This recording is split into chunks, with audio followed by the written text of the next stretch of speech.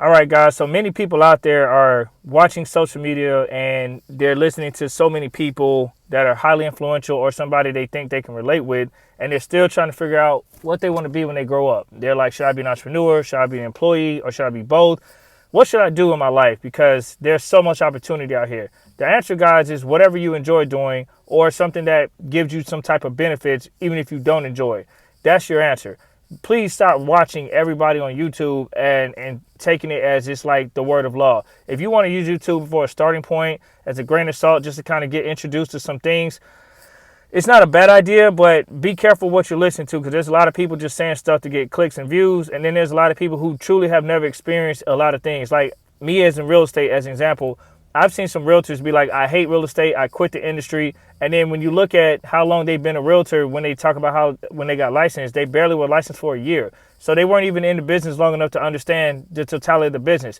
I've even asked realtors out of personal experience, if you want to put your license on involuntary active and just not do it because it's too hard, what type of real estate were you at? Why did you join the brokerage you were at? Why did you get this type of limited training and horrendous commission split? Did you know that there are brokerages out there that have training that actually is hands-on, that will hold your hand and pay you 100% commission after your first 3 deals?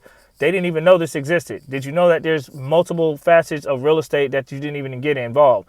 So the whole point I'm making is, make sure you guys listen to your own instincts. That is the best answer you can go with. And then if you're going to watch a YouTube video or some type of social media, watch somebody that's in line with what you're trying to do. So for example, if you like to travel, maybe you want to look at the travel agent business or the airline business so you can get free flights, things like that. If you want to, go out here and have insurance, benefits or days off that you value, you might want to look at working at a college. So when the college is off, you're off, and you got, more summers off if you get into certain aspects and fields of college, so you have more time off.